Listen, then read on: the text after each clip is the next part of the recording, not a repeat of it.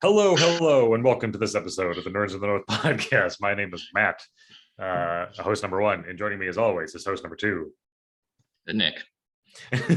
and episode 34 of the podcast. Nick caught me mid-stretch there, so that was fun. The gun show, they're handguns, 9mm, tiny.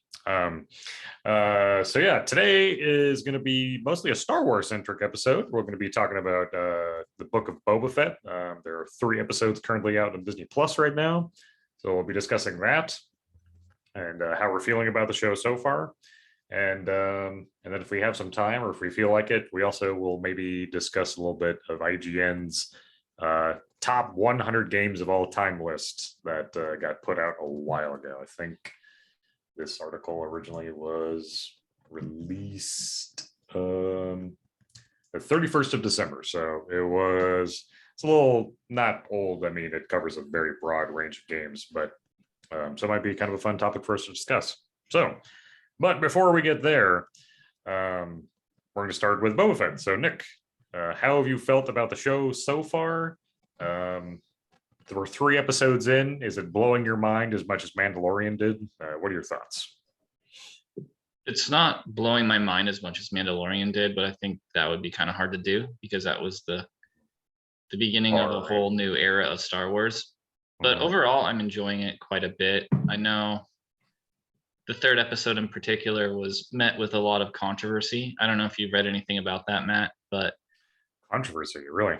No. Yeah, well, maybe controversy is too harsh of a word, but those vehicles that the street punk gang were riding were not well received by quite a few people, and I get it. I didn't really care for them that much either. I do kind of feel like they were a little bit too pristine for Tatooine. I think on Tatooine things should be run down a little bit more than what was presented to us there. It definitely was a choice by the show to make them so shiny. Well, people were saying too, because Robert Rodriguez is behind some kids movies that you might know, the Spy Kids movies. Oh, sure, yeah. And people were saying that whole chase scene felt like something out of Spy Kids, which wasn't a flattering compliment, comparison. But the first episode I thought was pretty good. I enjoyed it overall. I do like the Tuscan subplot or the background, which I like how they're building out that whole idea or that whole culture more than we knew before. And that had already sort of started in the Mandalorian with a few episodes, especially the one with the crate dragon out in the emptied Sarlacc pit from season 2. Yeah. That was, in my opinion, the sort of the opening to that idea that the Sand People were more than just sort of barbarians that they were, that we were presented with in the actual Lucas movies. They're more than a pile of corpses created by Anakin Skywalker. Yeah, the men, the women, the children, and their little doggies. And their little dogs, too. And then Padme, for some reason, is just totally okay with massacring the whole civilization of barbarians. Like, oh, you kill children? I'll give it a pass. She just seemed totally, like she was okay with it. Or not okay with it, but she just gave him a pass that I don't know it was deserved for someone that just committed this genocide. That's funny. But in episode 2, I thought was by far the best so far. I think that was partly came down to the runtime. Sorry, my dog is passing my computer, knocking around. The runtime was longer for the 2nd episode, which I thought was good. I like that. Yeah, like gave more time for more storytelling. Yeah. I agree. Like, I think the 2nd episode was probably the best one so far. I don't know if I necessarily agree with some of the controversy around the 3rd episode. Is that mostly where the controversy surrounds, is just those vehicles?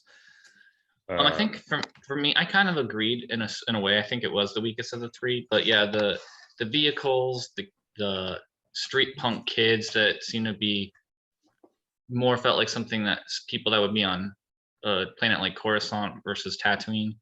And this is, if you don't know anything about Star Wars, I'm just talking complete gibberish to you. And I do kind of think the Wookiee battle was a little bit of a letdown. I did like it. I thought it felt really intense, and I loved the music that they played during it. But the fact that Kursanstan, that's the Wookiee's name, the bounty hunter Wookiee, that he didn't actually end up killing anyone. I kind of agree that seemed a little Disney-fied. And the other major criticism I've seen of the show overall is that Boba Fett is just kind of seeming to come off a little bit like too forgiving. He hasn't done anything ruthless.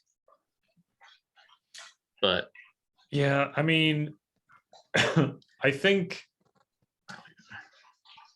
if I were to play devil's advocate there a little bit, I would say this, that we don't really have a great, if you are mostly a fan of just the movies and then also enjoying the shows as they've been presented on Disney Plus, I know from my own experience, I can't speak to like appearances of Boba Fett in any of the like extended universe stuff, whether it be books, comics, or even some of the cartoons.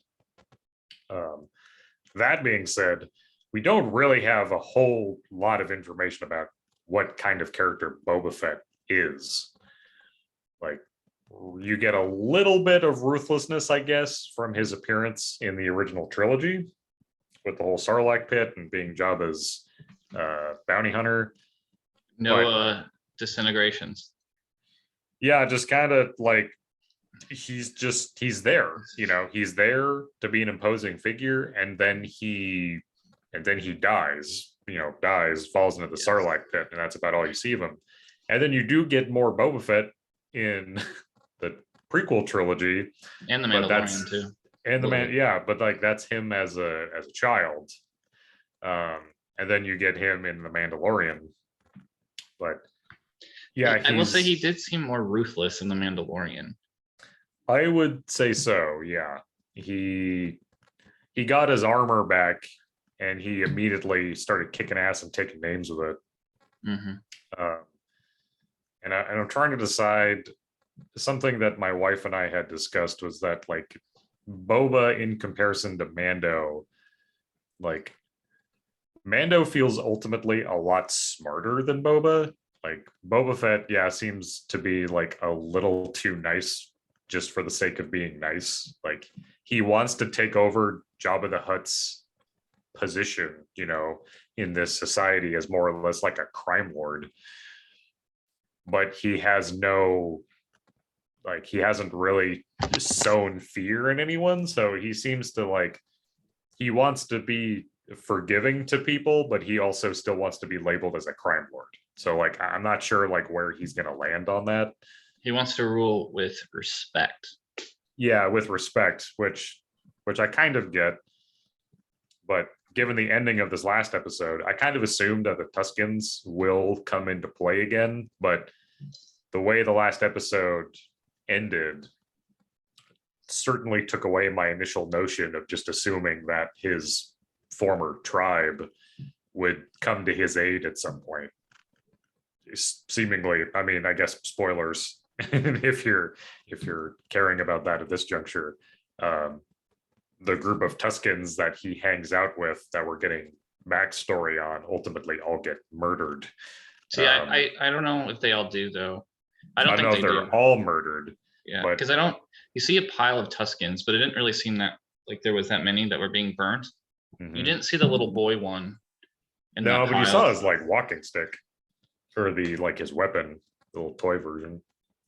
And I don't think you saw like the badass lady Tuscan in that pile either. You saw the leader dead, but I don't think you saw her corpse. Which I would welcome that, because that's kind of what this show has felt like to me, is kind of like budget Avengers a little bit. He is slowly like building up his group of people that like and trust him, so that when Boba has his hour of need, a group of Tuscans will come over the horizon, and this Wookiee bounty hunter will come over the hill from the horizon as well, and his little gang of half droid, half human freaks with their stupid mopeds will come. Like, yeah. Actually, now that you're saying that, I couldn't quite place it, but I do think that the badass Wookiee Chrysanthemum or whatever he's called, who is from the graphic novels or the comics by Marvel. Oh, that's cool. Yeah, he first came. Well, I've been reading them since they've been coming out, and he first appeared back in the Star Wars or the Darth Vader comics. So he's been around for a while. So that's why some people are pretty excited when he showed up. I was excited.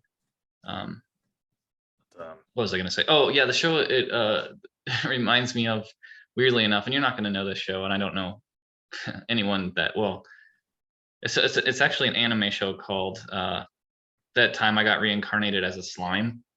Okay. Sure. Yeah, and basically that whole show is about this little slime guy who absorbs the power of a dragon, and it's one of those isekai shows where where the main show is a person from the outside world gets put into an MMO. Okay, so like, sure. I kind of started with like Sword Art Online, if you ever have heard of that. Yes. So there's a lot. It's a whole genre of anime. So, but this one in particular is about a guy who gets killed and gets reincarnated as a slime. Like the most basic enemy ever. Right. Most RPGs, like a little green slime. But the whole thing is he makes friends with everyone, and so he comes in. He basically unites the monster clans. And slowly he just builds up this kingdom just by being friendly to everyone. Right. It's actually a really charming show in a lot of ways, and I really liked it, at least for the first half of it. I haven't seen the second season. I've only seen the first season, but I do kind of get that weird vibe from Boba Fett that he is just building up like all these different people to be on his team, sort of by using friendship. Right. Yeah. Like, yeah. Because I don't know, he doesn't come off as very smart, I think, is something that he's very he seems very patient, and he seems very willing to like take criticism, like the Tuscan, like you're saying, like the badass female Tuscan that like is training him.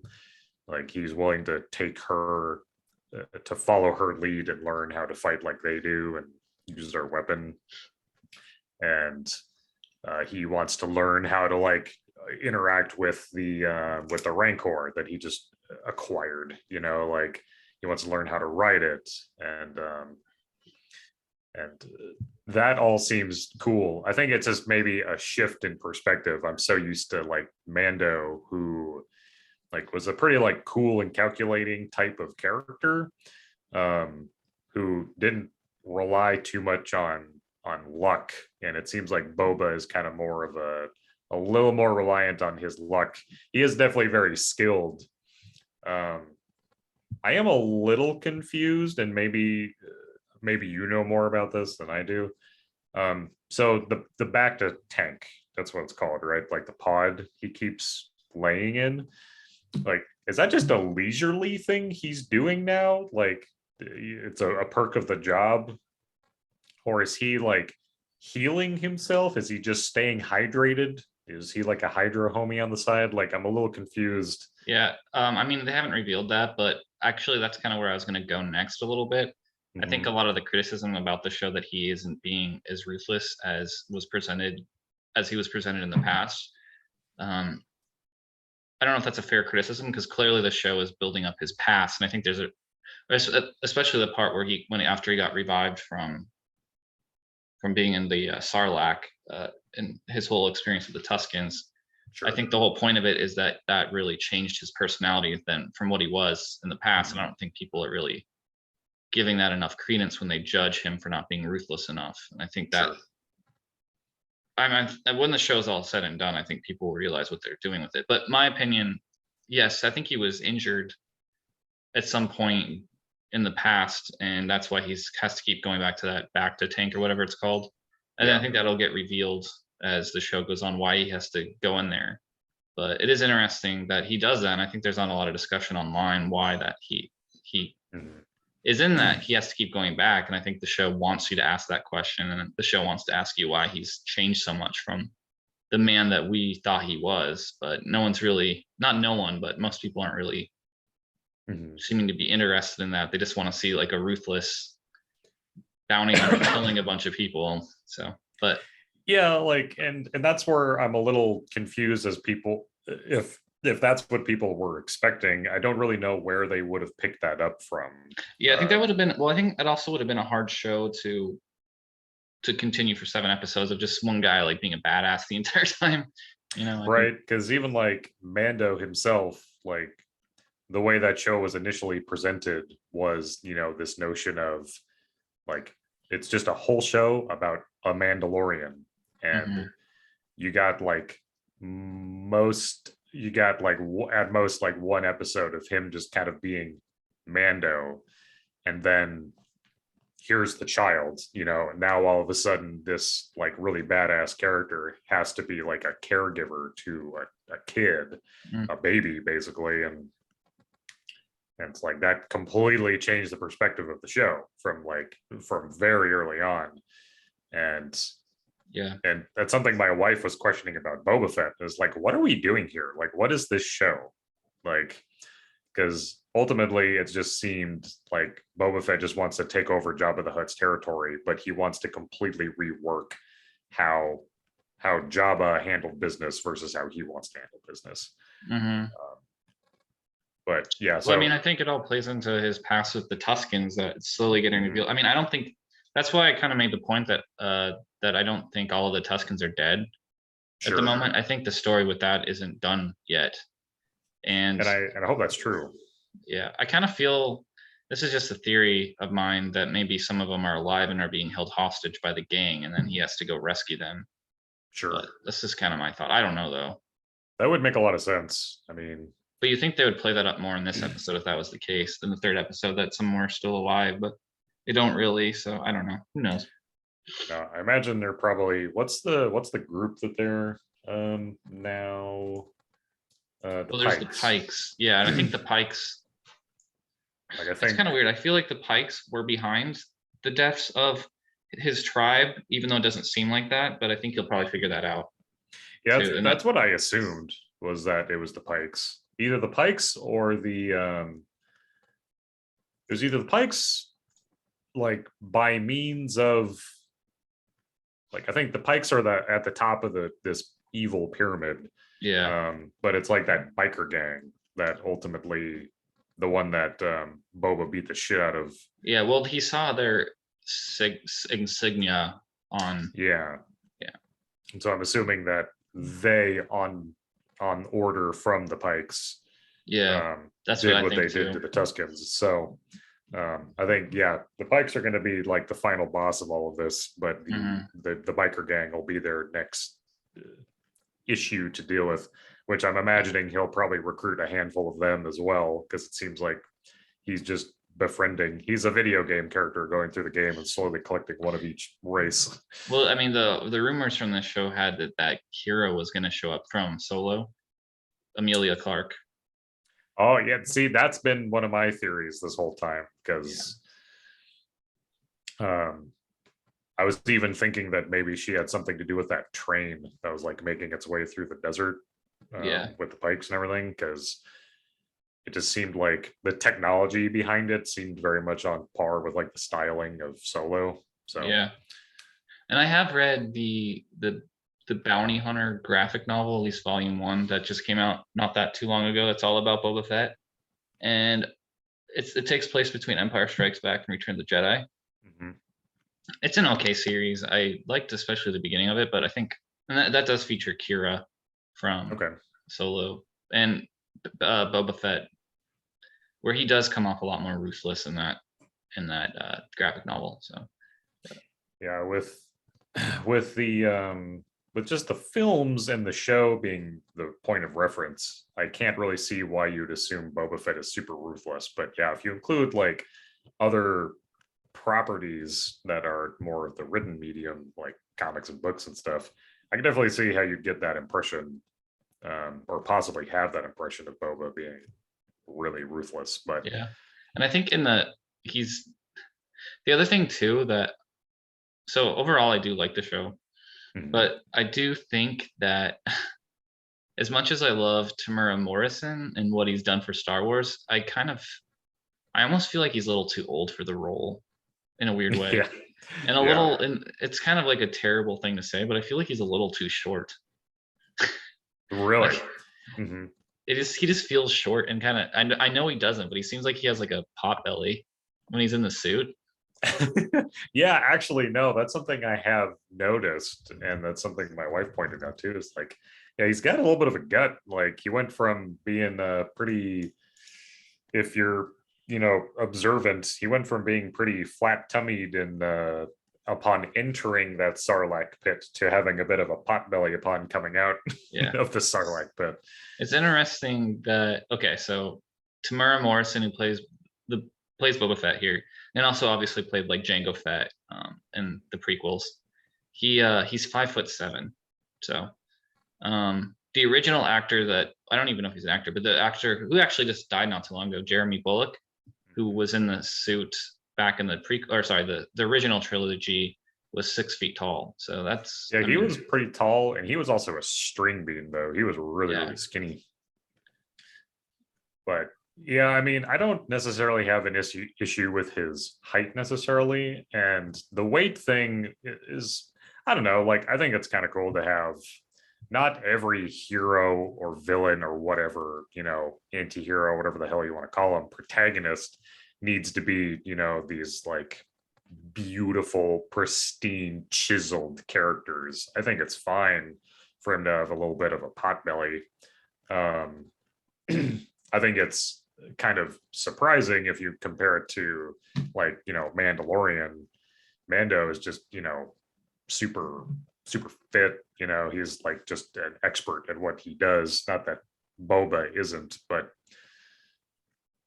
he's wanting to rule with respect versus anything else at this point. So maybe that's more because he can't fight anyone, the old-fashioned way anymore. But I mean, it very well could be because he has to be in that tank all the time. So, but no, I don't even know if that's true, because if you watch The Mandalorian, he totally took out like a whole squad of stormtroopers by himself.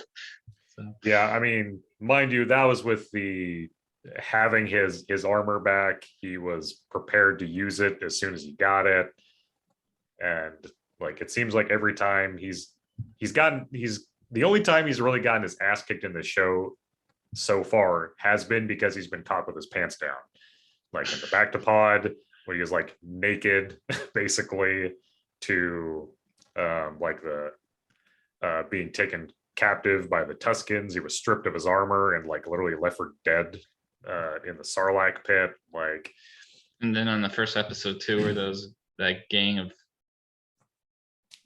assassins surrounded him. Yeah, right. Like the assassination attempt, like they just caught him by surprise. Every time he's got his butt kicked has been because of a surprise attack. So it might not necessarily be fair to say that he can't handle a fight anymore. It's just every time he's gotten into one, it's been because he's gotten like slapped in the back of the head unexpectedly. Yeah, but I mean, I think part of being good in a fight is you're good even when you're surprised by it, Oh yeah, no, I think that's totally fair, but just in defense of him, I mean, that's probably the whole reason why you train a lot of the times, because you want to be prepared. You just don't want to always be the one. I don't know. Yeah, but I don't know. Like I have enjoyed the show so far. I guess I want to make sure I backtrack and reiterate that. Yeah, I do really like the show so far, but I am curious about where it's going to go, because I think it can be expected that we're going to get more cameos of different characters at this point. Because Mandalorian really built up to that huge moment with Luke showing up to take the child away. And so that'll be kind of an interesting thing to see with whom they bring in. Like they have Kira they could bring in from Solo. She's not exactly like a top tier pick for a lot of people, I'm sure. I don't know, you might be surprised. Yeah, I mean, I would be excited to see her. I like Emilia Clarke, but you got your OG picks, right? For who you'd want to see, and amongst them, pretty much any of the original three, barring their living counterpart, the actor, being around still. I don't think a Leia appearance would be very likely, but Han Solo, like, that seems like a pretty likely pick, especially with Jabba the Hutt being a non-issue anymore. Yeah, my theory on where this show is going, I think ultimately you're going to see Boba Fett come out on top. He's probably going to be the ruler of Tatooine or whatever. He's going to have amassed a certain amount of power, and I have a feeling that he's going to play into whatever happens on Mandalore and in Mandalore season 3 with the Darksaber, and potentially even what happens with Thrawn, who has been hinted out in season 2 of Mandalorian. So yes, it's gonna be so cool. Hopefully, I hope. I feel like this show, it's interesting because the show, like, most people were really liking it after episode 2, right? Right. And then episode 3 hits, and I feel like the entire internet turned against it. And the only thing I could think of, I'm like, this internet's so temperamental. Just let it happen. Like, why are you? Everyone's shocking. I know. Saying like this is the worst show ever. I'm like, calm down. It's pretty good. Yeah, I mean, I'm trying to, like, I don't want to be too reactionary at this point, because, like, there are parts about it that I like, and there are parts about it I don't like. Like, stylistically, yeah, like, I can kind of agree with the bikes. They seem a little out of place, especially just like how they're tricked out. Like, I know one of the bikes in particular that I think is ridden by the woman with the robot arm, or the droid arm. Hers is like covered in mirrors, like the way like a tricked out bicycle would look, that a child would ride around. And it does seem like a really weird design choice. I know what they're going for, but it felt like the episode turned into like an episode of Power Rangers, because like they're even color coded that way. People said that online too. And the other thing, criticism it got, that chase, was that it seemed kind of weirdly slow. Well, and I would agree, but I think that kind of makes sense in that, like, you had, like, calling them a bike gang, I think, is generous. Like, they are like a moped group at best. But they're man, Bo has such a threatening army. Here's my moped group enforcers behind me. Like, you have a moped group pursuing a like smarmy diplomat in like a speeder in the tight corridors of the town.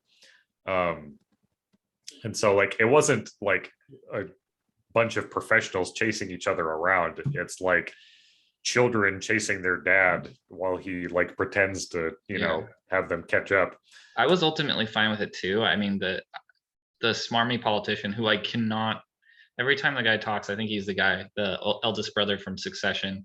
But that vehicle he was driving, like the hovercraft or hover, I can't think what it probably is called, but I don't think those are known particularly for being a fast vehicle. So no, like, I know that the shape and form of that vehicle, if memory serves, is basically the exact same type of speeder that Luke uses to get to town to buy some power converters. So like, it can go fast, but I think you need like a lot of runway for that, right? So I don't know, that I would agree. I like the chase for the most part, but like, not everything needs to be lightning fast to be interesting. Like, I guess before we end this, maybe we should just talk about the things that we do like about the show, because ultimately, yes, I do like the show, and I'm excited for next episode. Yeah, and it is still event television for me. Like, last week, I stayed up till midnight to watch it. Oh wow! On the West Coast, in Texas, I think it's at 2 a.m. that it probably. Yeah, that's a non-starter here. Yeah. But yeah, like, I think that ultimately I really like I love that they brought back the actor, Tamara Morrison. Like he's he's uh, he's clearly passionate about playing this role, and I think he is bringing in something that is a unique take in Star Wars, and so it's really cool to see him get to reprise this character so many years after the fact. And the Tuscan lore that we're getting, I am really enjoying that, getting to see them as a culture played out more, because like upon their bodies being piled and burned at the end of the last episode, I was like, man, Tuscan Raiders have it fucking rough in Star Wars, man. Like they are just murdered mercilessly by all of the protagonists and characters in this universe. But yeah, that's really cool.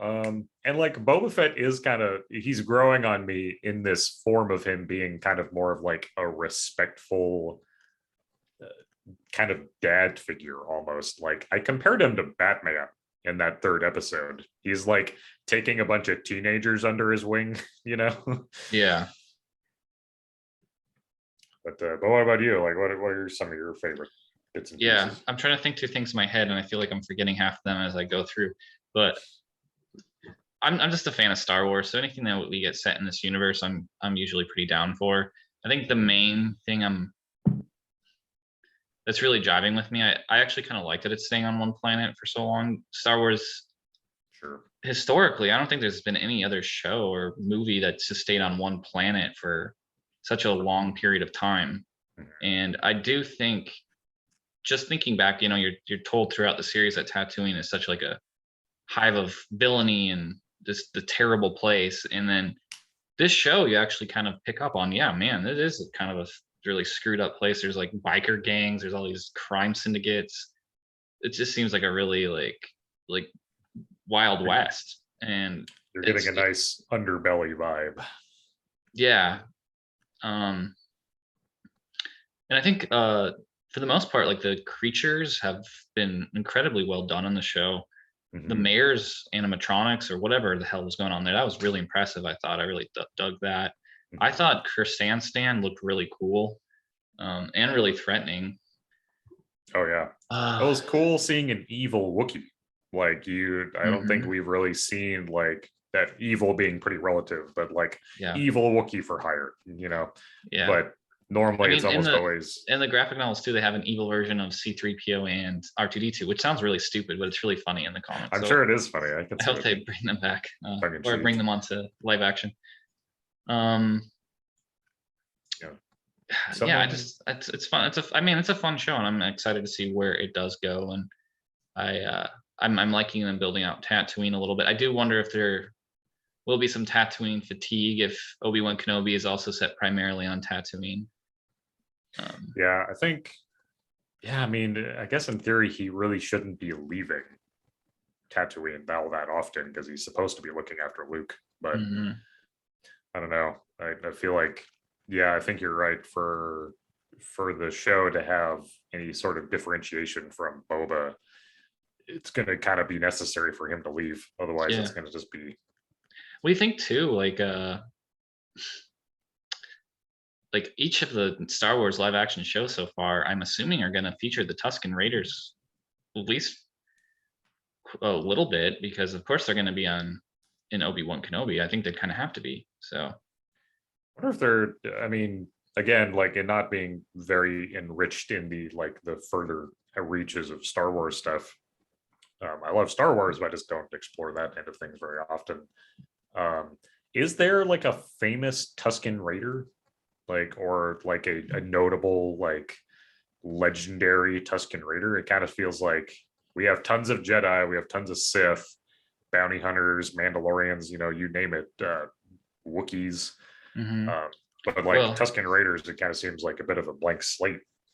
Well, I know in the Legends there is a really famous Tuscan Raider, and I can't remember the name, but there's a graphic novel series called I think it's called Star Wars Legends, and it's set, I think, 100 years after the something like that. I'll say 100 years after the original trilogy, and this was before Disney bought out Star Wars, so there wasn't So it's like It had a probably totally non, different lore. Yeah, but not the canon at this point. But a new Sith basically had taken over the galaxy, and he was actually featured in the Clone Wars, and he was a Tuscan Raider, I believe.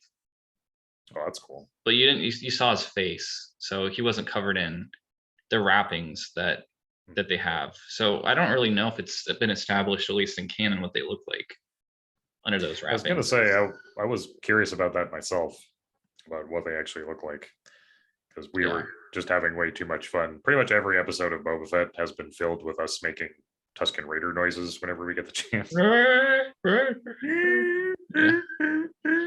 I am curious too. They keep referencing that Tatooine used to be covered in water, so I'm kind of curious that where that's going. And obviously, we keep seeing these flashbacks to when Boba was a child on Kamino. Kamino, yeah. And it's obviously a water planet, and he references it quite often. So, and the Bacta tank he's suspended in a fluid that resembles water. I'm sure it's not entirely water, but yeah, no, I'm curious to see. Yeah, I've noticed that myself as well. They keep referencing that, and that's from the legends, like from the old stuff that's no longer canon. That Tatooine used to be covered in water. So I don't know if they're bringing that back into canon. I mean, that would be interesting. I don't know what the fuck Boba Fett could do to make an entire planet water again, but I don't know. Who knows? Yeah, that'd be weird if that's how the series ends, and somehow he brings water to Tatooine. I mean, I have no idea about like what terraforming is in Star Wars, if that's even a thing. Yeah.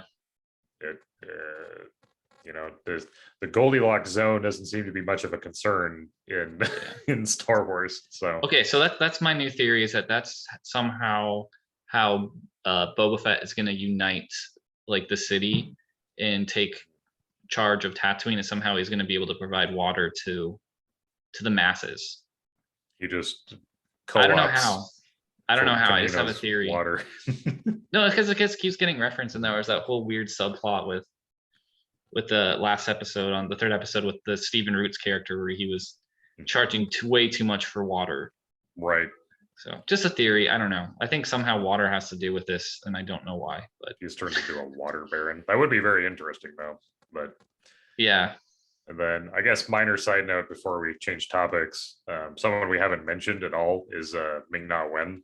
I wanted to say, she does a good job. I kind of feel like that she's the only thing that's giving Boba any sort of legitimacy at this point. She wasn't around. She seems way more competent than he does. Yeah, it just is very. It seems weird that she like. I mean, I like that she's there, but yeah, she's like the only thing that's really keeping him in power at this point, is her ability to be so capable, because everything else has just gone to shit when Boba's generally been in charge of, like, well, let's go talk to the mayor. Like, they get jumped by assassins. Like, this one thing. I love how he just, like, both episodes, he just kind of walks around town. He walks into the mayor's office, and it's happened twice now where he's walked into the mayor's office, and then they just walk into the mayor's room after they tell them they can't go in. Right, I know. It's kind of weird.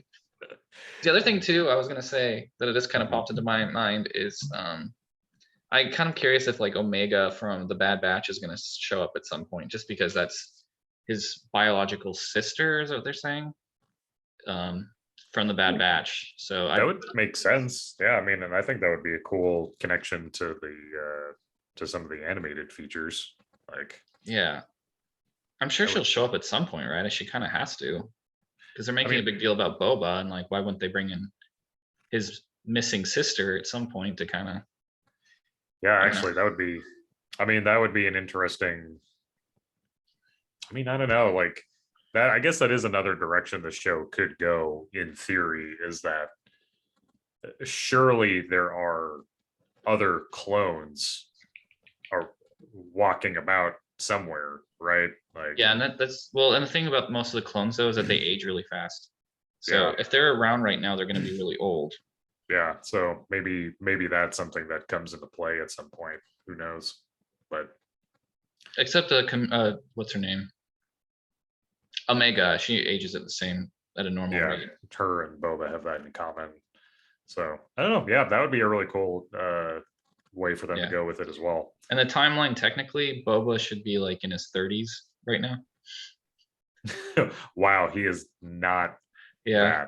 that. Well, like there's like because they say that when he's in the Sarlacc pit, maybe that he just got really fucked up in there.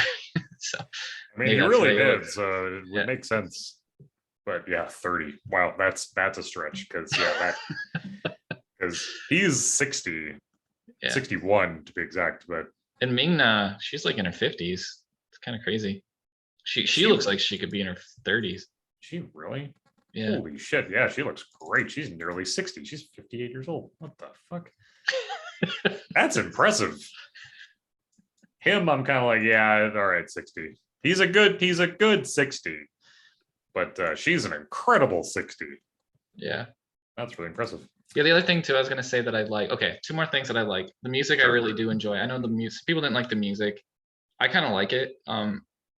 It kind of the weirdly what it reminds me of most is oh man, I can't remember what the movie's called. I should have known this before I brought it up.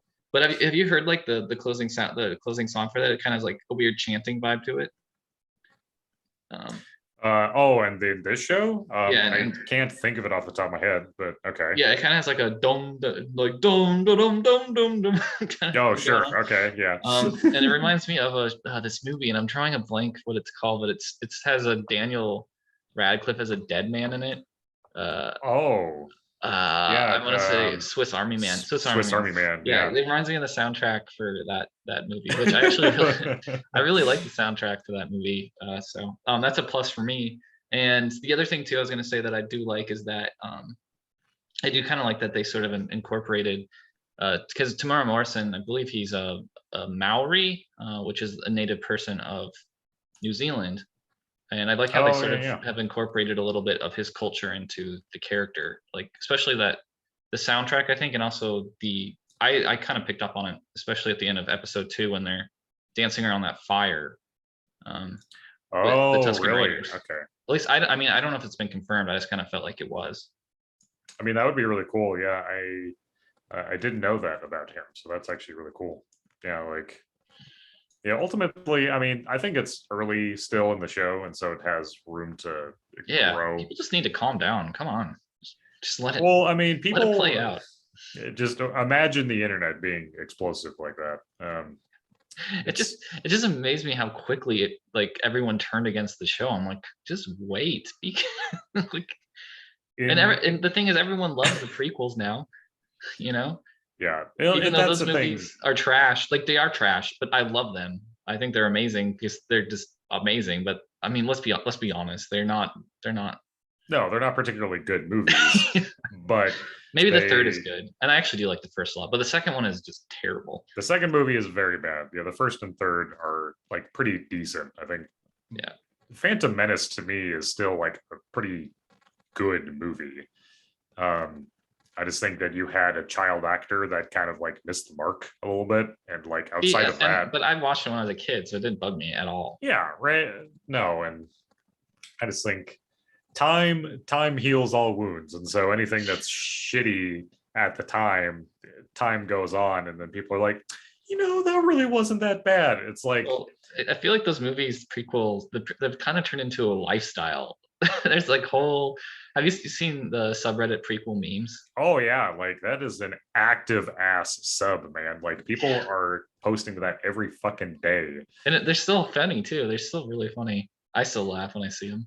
Like in being that I am a Destiny fan, the video game, like I'm all too familiar with an audience of people just being like, just absolutely gobbling the dick of Bungie one day, and then the next day just garbage. Like it's just really funny how like audiences are so ready to turn on their favorite thing if the internet seems to swell that way. But maybe that's just being in fandom of anything. Star Wars fans tend to be very finicky. They're very temperamental people. They're a fiery people. I know, like just in real life, I know people that are still so pissed off about the sequels. Especially the Last Jedi, which I actually think the Last Jedi is probably the best of those movies, but also it's like as its own movie, I think it's the best one, but as a Star Wars movie, it's probably the worst one. That's been my opinion for a while now, and I get people who want to fight me over that shit. It is so. My brother-in-law does not like that movie at all, and he's a huge Star Wars fan. Like he watches everything, and so like in terms of knowledge, he 100% outclasses me. But like my opinion being that, yeah, I think Last Jedi is the best of that set of three films. Not a great Star Wars movie, but as a film, it's far and away the best of the three. And he hates that opinion. It's so funny. Well, the thing is, I feel like if they had made a third movie that and the sequels that actually built off the second one, I think that movie would have been way more respected than it is. But because they just sort of threw it away with the third movie, because everyone seemed to hate it so much, it just made it even worse. And people don't like the third movie. Like I think the third movie is actually the worst of the three. Oh, easily. Yeah, because it's just so mediocre in every way. And I think actually the problem with it was trying to correct the Last Jedi so much. Yep. Then it became like because it was doing that, it didn't even have its own identity, and it just kind of became like a wet fart.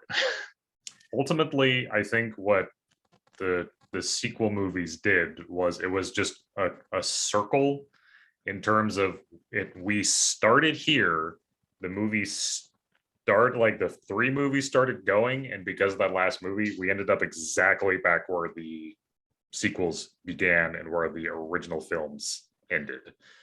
Like, because nothing really happened. It's like you could have not made those movies, and in the grand scheme of Star Wars, nothing would have really changed that much. Like, there's all three of our favorite characters could have died of natural causes, and it would have been about as affected us as much as they died in the films. Yeah. But yeah, no, I could go on a rant for forever about Last Jedi, but particular the Rise of Skywalker. Like it is just so bad. I just think it's incredibly mediocre, and I think that's it. It's not bad, and it's not good, which means it's highly forgettable, yes. Which makes it worse than being bad in a way. Well, and it tries to make up for being bad by just like being all about fan service, which is just like it just turns into like remember Jedi, remember Anakin, remember like every fucking thing in that movie is just a callback to something else, and if it's not a callback, then it's a stupid dead end of a plot that doesn't go anywhere. Okay, I know Lucasfilm is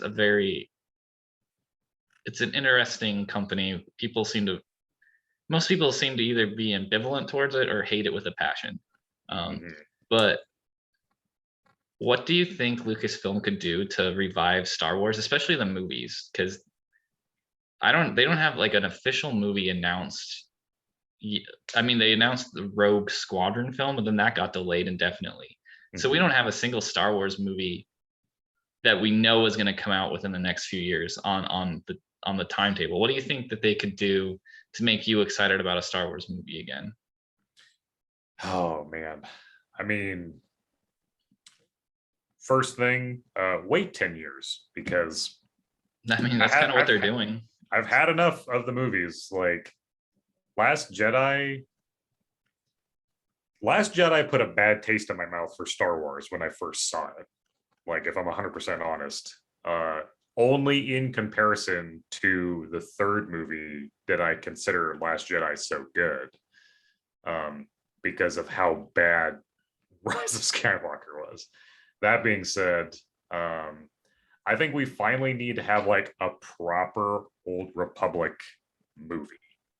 Like, take it way back, and like have a proper movie about like the peak of Jedi and Sith conflict, because That's something that I feel like Star Wars has been very stingy with, generally speaking, is they drip feed you like Jedi and Sith stuff, like lightsaber battles and just general Jedi Sith shenanigans. It's like a drip feed of that with a whole lot of everyone else just being normies. I don't want any of that. I don't want any of this normal bullshit. I want a full movie about Jedi and Sith and the conflicts that are happening there. I feel like we haven't really gotten a movie that just focuses on that. I don't want to see anything about a bounty hunter or a pilot or any of this other bullshit. A librarian, I don't give a fuck. I want just all Jedi, all Sith, all the time. Like, there's a whole bunch of stuff they could get into there, especially with like old Republic stuff that I think would be really cool. And I think they should just like, I feel like they pad Star Wars movies with other characters that aren't Jedi and Sith because it's lightsaber battles are maybe expensive. I don't know. But that's, for me, that's what I would want. Okay. So I'm just like thinking, so now we were talking, I was thinking, and there's several ideas that I have. The main one, I think what they need to do is, I think Kathleen Kennedy, who, runs Lucasfilm, she has been a really great producer throughout the years. I mean, she produced some of the most famous movies of all time, but I don't really think she's sort of a visionary, like, let's say Kevin Feige is. Sure. One thing Marvel does that is really amazing is that each project they have sort of builds up the next project a little bit. And so each movie is or show is its own entity, but it's also part of like a larger like fabric that's building up a larger story. And so when you go to see a Marvel movie, even if you're not really that excited about it, like let's say like the Eternals or Black Widow or something like that, at least for me, I wasn't like really, even Shang-Chi, I wasn't really, it was a good movie, but I wasn't really excited to see it. Sure. You feel like there's like a larger narrative that's being built, and because of that, you kind of want to see it. And you kind of know that there's someone at top sort of guiding the ship. Right. With Star Wars, you don't really have that. There's not like a storyline that someone's building out and making each project necessary to kind of like understand the other one. Like, you don't feel like there's an overall arcing narrative, and if there is, it's already been told, and we're sort of filling in the blanks. Right. And I think if I've heard people say that Dave Filoni and Jon Favreau, they are building sort of a television universe, and all these shows are kind of building up to essentially the Thrawn war that's going to take place between the original trilogy and the sequel trilogy, and they're kind of filling in that area, and it's kind of going to be based on that series by why am I drawing a blank on the guy's name? But he wrote a really famous series of books that were set to take place or took place after Timothy Zahn, I think, after the original trilogy. So I think that's a really cool idea, and I think that if that is what they're doing, they should continue to do that. Yeah. The other thing I'm thinking is, I think it would be really, really cool, like you were saying, if they built out, like, set a movie in Star Wars that takes place during the Knights of the Old Republic or the Old Republic, and just have it straight up be its own thing. I mean, it connects to the Star Wars, it uses the same mythology, but it's a whole set of characters that we have never seen before. Maybe they loosely tie into what came into the future. Like maybe there is a Skywalker or something and I would love to see a Skywalker that's just a normal guy, and he doesn't have any really special powers, and somehow. Right. Yeah. But I would love to see that. I think that'd be really cool. Like almost like a Lord of the Rings trilogy set within Star Wars that they could just like go crazy with. And you're right, have these crazy Sith and Jedi battles. That'd be really cool, especially if they have someone that is really passionate about it and has a really cool story they want to tell. Yeah, and because there's so much Star Wars to be had, and like we've had such a narrow focus in the films. That's what's been so nice about like Mandalorian, Boba Fett so far, is that it expands upon, like, there's the core of Star Wars, which has been what we know in the films, It's all, I mean, because of that fucking last movie, it's been all about Skywalkers and Palpatines, apparently, the whole fucking time. But like, to get more away from that and to widen the scope of what Star Wars is has been really refreshing. Like, and so yeah, like I agree. I don't really want to, in like our description of like an old Republic type movie, I don't really want any references to anyone that we know. It would be a story that takes place so far before any of that that like we don't even have to worry about a Han Solo cameo or a Luke Skywalker cameo or any of that. Yeah, I want like seems like right now they're playing they're playing with action figures that we already know and know what they're gonna kind of do. Yeah. I would love to see them open up the world a little bit more and just like go crazy with it. I mean, why not? You know, like let's get excited about new characters. I don't want to see them connected to what came before, or I don't want to see them connected to this timeline. You know, so like do something crazy. I'd be into it. Just don't disrespect the universe's mythology. Like don't let like I don't want to see the world broken. You know, like with no, agree. Yeah, like I just so I'm about to contradict myself a little bit because there is one other thing I want to say before, but you can. Okay, do you want me to say what my last thing is that I? Yeah, please. Yeah. Okay. Well, I also think Star Wars is kind of in a weird place where it's hard to go into the future with the show or with the universe because you almost don't want to because you feel like it's already been resolved and you don't want to see a future where those same conflicts are repeated over and over again because then you're like, well, what was the whole point of Anakin and Luke's story? You know, like why did we even see that if things are just going to continue to repeat? Right. Which I think that the sequel trilogy ran into that problem, but they tried to correct it too with the return of Palpatine, which I think it was the right move to bring Palpatine back, or at least have some villain that was ultimately connected to Palpatine. Anyway, I don't think they did a good job of it, and I'm mostly blaming that on J.J. Abrams and his team. Yeah. But so what would it look like past the rise of Skywalker? You know, and I think what they should do is that they should somehow have someone or some character find a new thing that they can do with the Force. Like somehow there'll be like one character who can somehow use the Force, like open up the Force in a brand new way and see how that plays out. Like what if the Force, like someone was so in tune with the Force that they could essentially close their eyes and warp to a new planet without having to use light speed?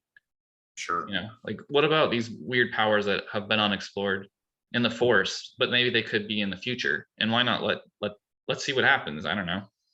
Yeah, I think ultimately Star Wars does run into a problem of going into the future and quite frankly going into the past as well. I mean, like you take Star Wars any further out than from like the center that we're aware of and you end up in weird territory because like I don't think anyone would necessarily be super interested in like a super like technologically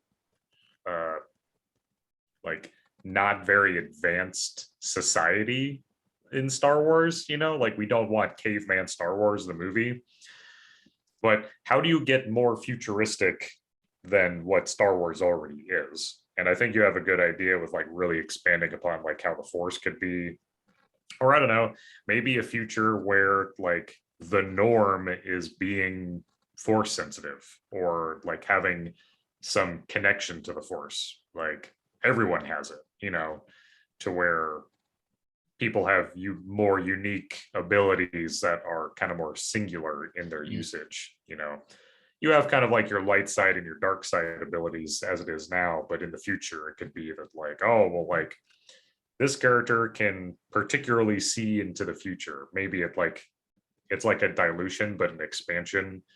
Not every character can like kind of see into the future by means of being Force sensitive, but like one character in particular can do that, and another character could like teleport like you were saying or something, you know. Yeah, there's a book series I read called the Hyperion Cantos by Dan Simmons, which I was obsessed with, and in a way I kind of felt that they would have been you couldn't commandeer the whole story and like make it a sequel to Star Wars, but there's some really cool elements I think you could steal from that series, specifically Anya's character, and make it expand the lore in really interesting ways. I think that's what they need to do, is expand the lore beyond what we've seen already if they're going to move into the future. I don't think they can just repeat things again. I think there has to be something where like somehow the world or the universe or the galaxy changed in this way and it's never going to go back, and see how that plays out. So yeah, because I don't know, and I guess like another idea for how they could really, the whole movie about the Mandalorian war, you know, like actually on the planet, could be very interesting too. Like, and I know we're getting a lot of that with the Mandalorian based shows, Mandalorian and Boba, but to actually have like the build up for that could be really good too. So yeah. because, Man, we talked about Star Wars a lot. I almost don't think we should talk about anything else this episode. yeah, I mean, yeah, we can talk about, I mean, video game stuff is whatever. We can talk about that another time. That list is quite vast and it covers a long period of time. I mean, yeah, so we can totally end it here regarding the podcast, because yeah, it's a lot. We talked a lot about Star Wars, as if Star Wars is not a topic that you and I bring up lightly. That comes up and it always leads back to the movies and how shit some of them were, how awesome some of the other ones were, and how we want better for Star Wars. And like Dave Filoni and Jon Favreau are doing that with these episodic shows. Like they're really breathing life into Star Wars in a way that hasn't been done. Because yeah, like J.J. Abrams and Rian Johnson shit the bed when it came to the movies. So yeah, the Mandalorian and the Book of Boba Fett do seem more like, excuse me, sorry world, straight sequels to the original trilogy, way more than the sequel trilogy did to me. Because I mean, the story we're getting with Boba really does seem like a sequel to Return of the Jedi, like almost like a straight sequel to it. Right. Yeah, I mean, you could watch Return of the Jedi and then put on the Book of Boba Fett, and in theory, it would make sense. You wouldn't have to know anything else. Yeah, that would actually be a really cool thing to do too. Like someone who doesn't know much Star Wars, just be like, you've seen the original trilogy? Well, here's Return of the Jedi, and now here's the beginning of the Book of Boba Fett, and like see how they react to that. Like, that'd be really cool. Yeah, I know that. Like, this was not something we discussed in advance, so we don't have to talk about it. But you don't watch The Expanse, right? No, I don't. Okay. I've tried and I just couldn't get into it, and then I never tried again. Yeah, so. The season or the show finale for that just happened, and I am disappointed. But okay, I mean, I feel like that is something that we should talk about, but now I kind of feel like we should just keep this like a Star Wars episode. Yeah, so we can talk about Expanse another time, or yeah, we probably should cut it here because God knows we could go on for forever. I know, that's what I'm worried, because we probably would start and be like, oh, okay, now we're talking about our favorite flavor of Pez or something. Speaking of which, I have strong opinions about purple Pez. You take that. So help me. No, okay. So on that note, before we get into another topic, I want to thank all of you, beautiful viewers, for joining us today on this episode of the Nerds of the North podcast. The Star Wars flavor, not purple. Next week, we'll probably be talking about, I mean, we've kind of touched on Expanse. Might talk about Expanse. We might talk about IGN top 100 games of all time. We kind of lightly touch on game stuff on this podcast on occasion. Peacemaker, maybe? Yeah, Peacemaker will definitely be on the menu because I think that's going to be the other like big episodic thing that I'm expecting to be watching. That and another episode of Boba Fett. So, but I do like being able to talk about like 3 episodes in a chunk. So maybe we could do that with Boba Fett as well. So, but yeah, we'll figure it out. If you have any thoughts, comments, concerns about how we approach our content, we'll take them lightly and maybe listen to you. But at any rate, thank you all for joining us today. Hope you all have a wonderful week, and we will talk to you guys next time. Yeah, bye everyone.